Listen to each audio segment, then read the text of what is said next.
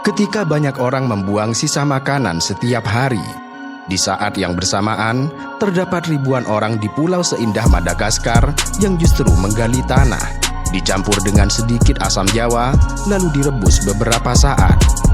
Itu semua mereka lakukan bukan untuk membuat bumbu, melainkan sebagai satu-satunya makanan yang tersisa untuk mereka kunyah hari ini.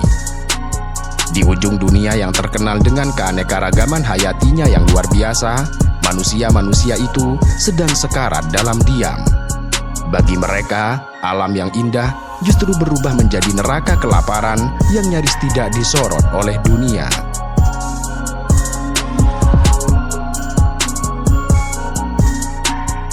Bagi sebagian besar orang, nama Madagaskar langsung mengingatkan pada film animasi garapan Hollywood yang ceria.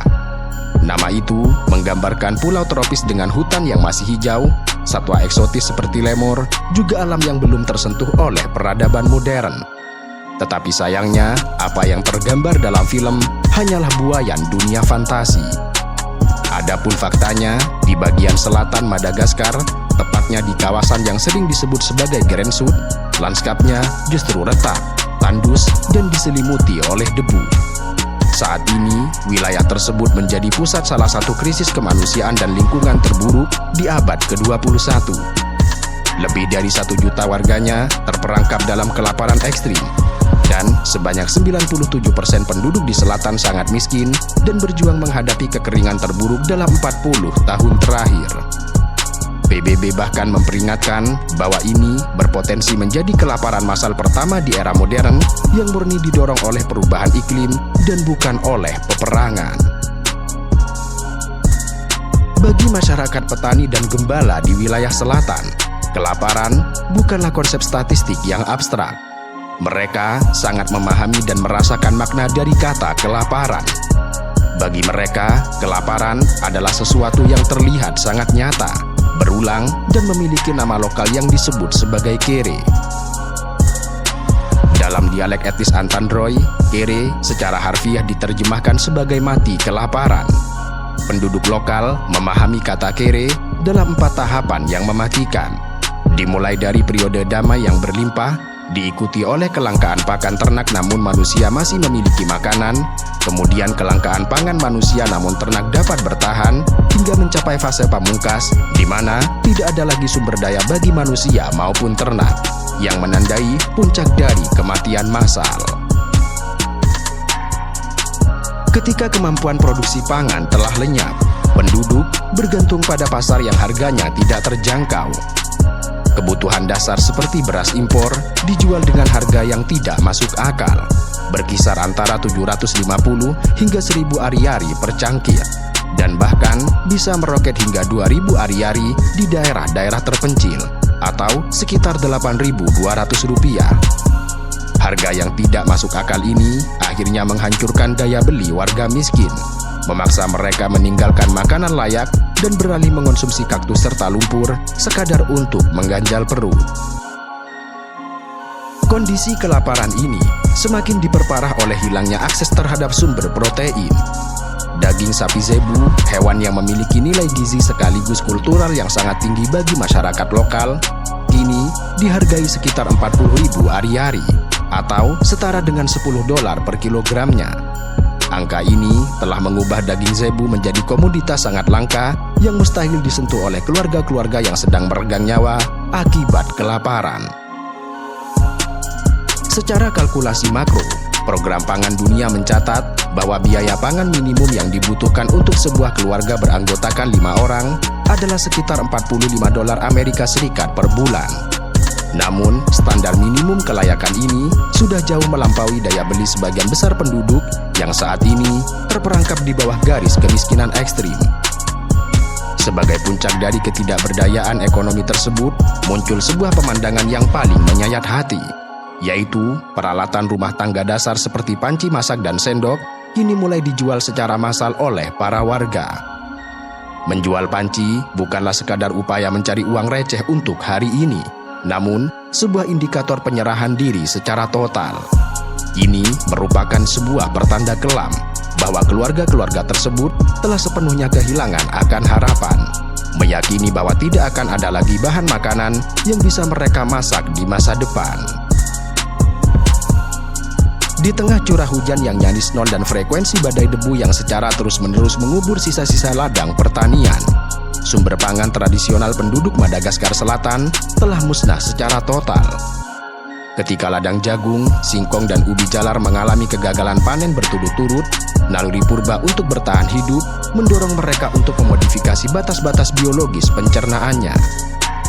Ketika cadangan kalori habis, penduduk beralih pada apa yang disebut sebagai makanan darurat kelaparan. Banyak warga yang terpaksa memakan tanah liat putih atau kaulin yang dicampur dengan buah asam jawa dan debu. Campuran ini direbus menjadi pasta hanya untuk menipu perut yang sedang kosong dan meredam asam lambung. Padahal lumpur ini tidak bernutrisi dan justru memicu penyakit mematikan seperti diare akut yang memperparah gizi buruk. Penduduk juga terpaksa memakan daun liar berduri, belalang tanah, dan kaktus merah liar yang biasanya dijadikan pakan sapi. Dan tragisnya, karena kekeringan terlalu ekstrim, kaktus-kaktus yang menjadi harapan terakhir ini pun mulai mengering dan mati. Lebih jauh lagi, rantai pasok logistik kritis di wilayah ini terputus akibat ketiadaan infrastruktur fisik. Jalan raya nasional yang membentang menghubungkan pesisir tenggara dan barat daya berada dalam kondisi yang sangat memprihatinkan. Jalan berlumpur dan rusak parah menjadi penghalang utama yang mencegah masuknya aliran pangan komersial dan menyulitkan konvoi bantuan kemanusiaan menembus wilayah-wilayah yang terdampak. Di banyak desa, warga yang sebagian besarnya adalah wanita dan anak-anak harus berjalan kaki sejauh 15 hingga 25 km di bawah sengatan matahari, semata-mata untuk mencari genangan air keruh atau sisa sumur bor. Sementara di selatan alam berubah menjadi gurun. Dampak sekunder dari kelaparan kere menyebar layaknya kanker ke seluruh penjuru Madagaskar, yang kemudian menyebabkan gelombang kehancuran ekologis. Madagaskar telah lama diagungkan oleh dunia sains sebagai laboratorium raksasa, sebuah benua mikro yang menjadi rumah bagi spesies endemis, termasuk ratusan jenis lemur, tikus lompat raksasa, kura-kura ekor datar, serta spesies flora yang tidak ternilai harganya. Tekanan akibat kelaparan, kemiskinan persisten, dan migrasi iklim telah menghancurkan utopia botani ini. Estimasi satelit mengonfirmasi bahwa Madagaskar telah kehilangan hingga 90% dari batas tutupan hutan hujan purbanya. Penyebab utama dari deforestasi masif ini, sebagian besar, bukanlah agribisnis industri multinasional, melainkan kebutuhan perut dan taktik bertahan hidup dari masyarakat akar rumput. Faktor dominan penyusutan hutan adalah praktik pertanian ladang berpindah tradisional yang dikenal dengan sebutan TAFI. Dalam sistem agraris bernama TAFI, hutan alami ditebang, kemudian sisa vegetasinya dibakar untuk diubah menjadi ladang penanaman padi tada hujan atau jagung. Abu dari pembakaran memberikan nutrisi sementara yang bertindak sebagai pupuk. Pada era pramodern, saat populasi relatif kecil dan ketersediaan lahan masih luas, siklus masa bera selama lebih dari 10 tahun masih dihormati, sehingga hutan memiliki kesempatan untuk merestorasi dirinya sendiri. Namun, ledakan populasi, ketiadaan lapangan kerja alternatif, di mana 80% penduduk bergantung mutlak pada alam, serta keputusasaan akibat kelaparan, telah memaksa para petani untuk mengabaikan prinsip-prinsip ekologis dasar. Siklus pembakaran diperpendek karena kebutuhan bertani yang mendesak. Lalu akibatnya, kualitas lahan merosot tajam. Unsur hara topsoil menghilang di tiup angin, lahan menjadi gersang, dan kolonisasi oleh spesies gulma invasif segera mengambil alih. Pada gilirannya, krisis iklim di Grand Sud memicu gelombang eksodus massal. Karena menghindari kematian massal, ratusan ribu pengungsi iklim melakukan perjalanan yang putus asa menuju kawasan barat dan utara negara tersebut. Salah satu wilayah yang paling menanggung beban eksodus ini adalah kawasan lindung bernama Menabe Antamena, sebuah pusat keanekaragaman hayati yang berstatus konservasi ketat. Pencitraan satelit menemukan bahwa 89% dari migran internal yang memasuki kawasan Antamena melakukan pergerakan akibat kegagalan panen berturut-turut yang dikendalikan oleh perubahan iklim dan kere.